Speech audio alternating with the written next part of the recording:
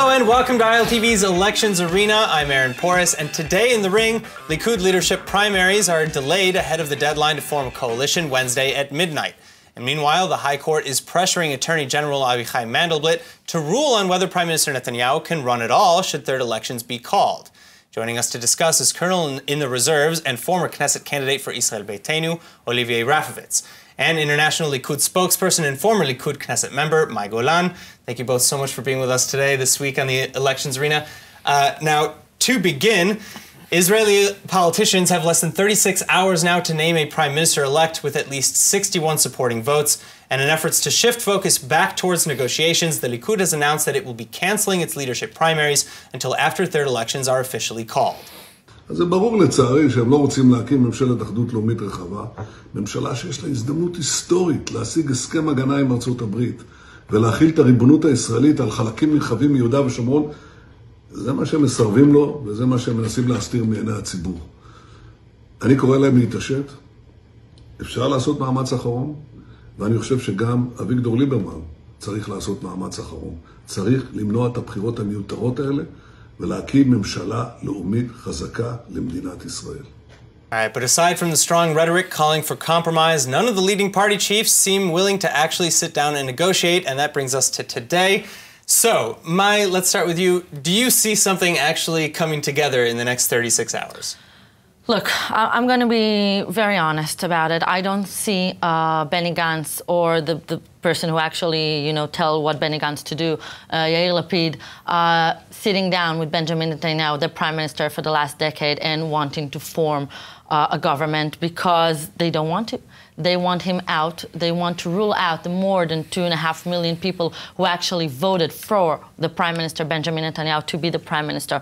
Therefore, Prime Minister and the spokespeople for the Likud are saying the truth. The only way to actually form a government and to avoid a horrible third election that will cost so much money to the public society in Israel and will actually cause a trauma to the Israeli society, knowing that we're going, for a very dangerous president to the country, is Lieberman. And you know what? I'm going to use this platform, as I use the rest of the platforms that I was interviewing to call Lieberman to come back home, to come back to the right-wing camp, because that's where he belongs. And another sentence, just to say, I know that Lieberman has issues with the prime minister. I don't know what kind of deal he has with Yair Lapid, but he should remember that the majority of his voters, and I bet that the person that's sitting with me here will tell the same thing. There are right-wing people, and right-wing doesn't mean that everything is okay to take the prime minister out. So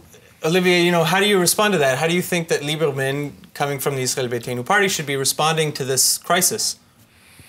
First of all, it's a general crisis. It's not a Lieberman crisis, it's a Netanyahu crisis, it's a Benny Gantz crisis, it's Israeli political crisis. Yeah. Of course, it's very clear, and I respect very well the point of view of my friend here on the table, that she will accuse the other side. And it's normal. We're in politics. We're not in a baby game. But it's more complicated. It's more complicated, and I believe that we also talk about ideology. Not only personal issues. It's simple to talk about it. So let's talk ideology, though, because right now... Hold on. So I think that until it's finished, it's not finished. And now it's not time to blame. Now it's still time to talk, to negotiate, to check possibilities. And between you and me, and I think that also, till tomorrow night, midnight, there are still a lot of talks. Many of them are not visible to the press, but they still exist. Why? Because the right, left, Lieberman, everybody don't want new elections. It's not simple to make something happen, but it's still possible. I'm optimistic by definition, by nature. I don't say it's simple. And it's not between Lieberman and all the issues with Netanyahu. It's more complicated. Even just one point. But many critics have pointed to Lieberman. Mr. Netanyahu just mentioned the security agreement with America about the military issues. The IDF doesn't want such an agreement. It's a new issue. coming on the table. It's maybe very nice, but it's not what we really want for the Israeli military interests. So also from the Likud side, from Netanyahu's side himself, there's some kind of confusion about why this government should come now. So I think that still time to negotiate, behind the table, under the table, close to the table, on wait and see. Okay, but if it's a question of third elections or choosing left or right, do you think Lieberman will make that choice? Lieberman has 8 mandates, 8 seats at the Knesset. People call him the kingmaker. I think it's not a nice way to call someone who has been elected with 8 seats. He's part of the Knesset. He has also his own agenda. But the point remains that he has the deciding vote here. He has his own agenda, but he has also people who have voted for him and want him to go in some direction. If the Likud itself, is able to go with Lieberman and with Benny Gantz for general large coalition, it's good. What we don't understand from the very beginning, I'm telling you, is this political, technical bloc with the Haredi parties. I don't know. So can the Haredi parties give Lieberman what he wants or compromise enough to bring him home, as you said? So let's be honest and let's say the truth. With all due respect, it's not complicated at all. I'm sorry. It's very simple. Because even Lieberman knows that everything regarding the Haredim and the drafting issues could have been solved. To be honest, it was solved. Lieberman couldn't care less about it. It's a whole different thing, and I'm sorry to say that. It's personal, hateful agenda. And Lieberman must remember, I don't know, kingmaker, not kingmaker, I don't agree with that, by the way. But he should remember that, listen, at that point he doesn't care. He's very well embraced by the media. He's the center of attention. Everyone is talking about him. He knows he's the one to be able to either make or break this deal. But let's be very clear. What deal? Let's be very clear. Deal? No, I didn't bother you. What deal? I'm telling you, deal of the government. Form a government or not form a government. Yeah, but the issue is which government we talk about. I didn't interrupt. Okay, sorry. I want to finish my sentence. In the end of the day, if Lieberman goes out to this party, and I don't know, if he watches or not watches, but if anyone that votes Lieberman will see that, Lieberman is now riding on hateful towards the Haredim. This is not a platform. This is not an agenda. This is a hateful agenda towards the Haredim. I disagree. One second. Let's be clear. No. There is no one like Lieberman, that has been in wider, stronger connection with the Haredim. Correct. No one like him. We can see Deri, we can see Moshe Leon, the mayor of Jerusalem, which he appointed against the secular nominee. So why do you think he made this 180? I will tell you why. Because he has a pact with Yair Lapid to take to take Benjamin Netanyahu out. And he should remember that the basic of his voters are right-wing people, and they will not forgive him for taking us to a third elections. I'm still surprised, and I respect very much, again, my friend on the table. They think there is a kind of conspiration against Netanyahu, Lapid, and secretly with Lieberman. It's not true. So there's no deal between Lapid and Lieberman? It's not true at all. No agreement, no side deals, no deal, no sub-deal, no third deal, no deal at all. Now, let's face the reality right now. The reality is that Likud party, with Netanyahu as a leader, was not able to form a government for the second time. It's not because of Lapid, not because of Lieberman. It's because of the Likud himself and because of the leadership of Netanyahu himself. I'm not Likud member. I'm not part of the internal wars between Netanyahu and the other guys, but there is a problem at the Likud. There's a problem in the right-wing parties. They are not capable by themselves, like before, to form a government. Because because they are not capable to do it, they blame the other ones. He lied They have to to blame themselves. He lied and pretended to be right-wing, which he's not. They have to blame themselves in order to find a solution. No, we don't. We are the majority. We have 55. We have the block of 50. You are not. One moment. You are not. Excuse me. We are the majority. We have a block of 55 seats in the Knesset. But it's not enough for forming a government. No one in the government has more than we. That's a fact. That's a fact. It's a nice number, but it's not enough. One second. We trusted that Lieberman like the last years, would be right-wing. But the matter of the fact is that he lied to his voters. He wouldn't you incorporated Mr. Kahlan in the Likud. He wouldn't He's something else. Come on. He wouldn't sit with the Arabs, right? He wouldn't sit with the Arabs, but he has a problem to sit with the Haredim. Come on. It's fake. It's lies. It's all personal agenda. So what do you think will happen if we end up going to a third election? Will Lieberman get his way in a way? Will he be strengthened, or do you think he'll be punished by the electorate? First of all, I really hope that we won't. I really, really hope that we won't go to a third election. I hope that Lieberman will wake up and towards the last hours will realize that taking the government and the country to a third election is a disaster for everyone. But if we will, I can sit here and vouch for the fact that Lieberman will lose seats because his people will not forgive him for taking this country to a third election. And may I remind, I've been saying that again and again and again. Lieberman, in the end, won't get votes from the lefties. He won't get votes from people who... This is a niche thing. This is an air thing to hate the Haredim now. It's not something that will last, okay? In the end of the day, we want a government, and the government was right-wing for the last 10 years with Lieberman, not with anyone else. Final comment, and then we'll move on. I'm very happy that the spokeswoman of the Likud is talking about the Lieberman party and not about the Likud, but that's something else. Maybe you have to look at yourself and not to the other side. But concerning the issue with the Haredic parties, we are not against at all, personally and generally, against Jewish religion, against Judaism. We are against the political influence of the Haredic parties within the Knesset.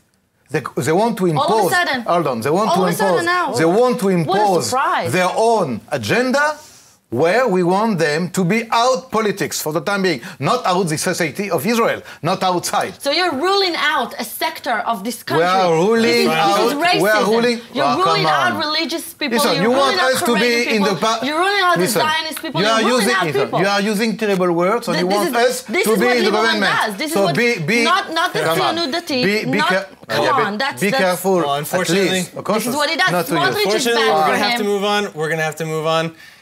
Moving on to our next topic, unfortunately, I'm sorry, I know we could talk about that forever. No problem. But I won't say one word. I would like really to be optimistic because I think that it's not over. I think we can all agree on the optimism that nobody wants a third election, but we have to move on to the second topic, which is that with all the nastiness surrounding the investigations into the Prime Minister, Avichai Mandelblit has already made it abundantly clear that he does not want to be the final voice that forces Netanyahu out of office. The high courts now say that such is life for the Attorney General. So a deadline has been set now for December 18th, by which time Mandelblit is expected to rule on whether Netanyahu can continue running for re-election or not. So the question is setting this sort of deadline a good or a bad thing? Because, as we already know, Mandelblit sort of already suggested that there's nothing forcing Netanyahu to not be able to run. From my side, I will be very clear and very short. The legal issues are legal issues. They shouldn't interfere in these political developments. And personally, and also as a party view, we don't want anything to be part of this democratic process because of the legal issues. There is a law in Israel, and the law clearly states that the Prime Minister can remain a Prime Minister. We cannot hang him in the town square just because it's comfortable for us, or for the media, or for some parts of the left, parties. It won't work like that. People went out to vote for the Prime Minister Netanyahu, knowing all of this. And by the polls that we see daily in the news, the same basic voters are remaining to make Netanyahu stronger, remaining to keep wanting to vote for him in the next election. So I guess this doesn't work on, on the Likud voters, and they have a reason to not believe or not have enough trust in the justice system, which I have a lot to talk about, but this is not the time. Well, Mandelblit's, December 18th ruling, whatever it is, will that have any more strength or bite to it than his previous suggestion that there is nothing, forcing Netanyahu to step down? You know what? I'm sure he hopes so. I'm sure the justice system and the media and the forces that are working behind what I call the deep state. But I mean, legally speaking, does it have any more weight to it? No, legally speaking, not at all. There is a law in Israel, and the Prime Minister can continue to remain a Prime Minister while, there is a, So why petition the court to force him While the court is continuing, I forgot that word. Sure. So then why petition the court? Because and there are petitions from both sides really to force a decision one way or another. Why do you think that is? Well, from the left side, and I'm calling it the left side because for me the justice system is the left side. This side wants to somehow influence the public opinion. And how do you influence the public opinion? But before they go to choose which it's president, there was never such a thing. Before they go to choose for the new election, they want to tell him, listen, this prime minister is corrupted. We are indicting him for this and this and that. From the other side, which is, the Likud side, the right-wing side, we want to show the public, and I'm sure that's what the prime minister wants, that we are not afraid to go to this court to prove to prove the truth. And I know, and I truly believe that the prime minister will be, clear of all injustice against him, and that's what he wants to prove and to show. And by the law, we can keep on choosing him. He can stay prime minister. That's the safety that we put in our leader. Olivier? Legally, she is right. She is right. So I mean, she is right. I mean, the law is the law. I mean, of course, many people, even within the Likud party, will use the legal issues, the legal processes to try to face Netanyahu leadership. But that's another issue. We are not involved. We don't want to be involved in the legal processes until the Court of Justice will decide. And we share here the same position.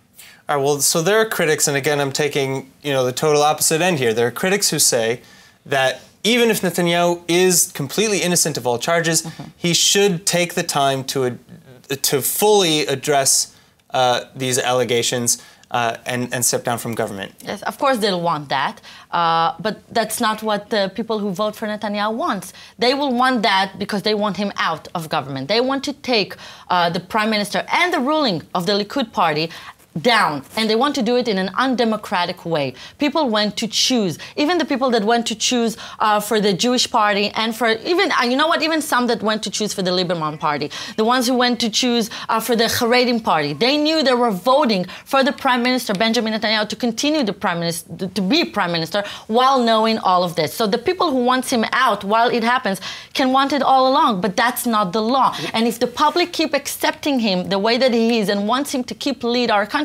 that's the public's right. No one is going to force them to choose otherwise. One thing has to be said, even if I share most of the positions of my friend here.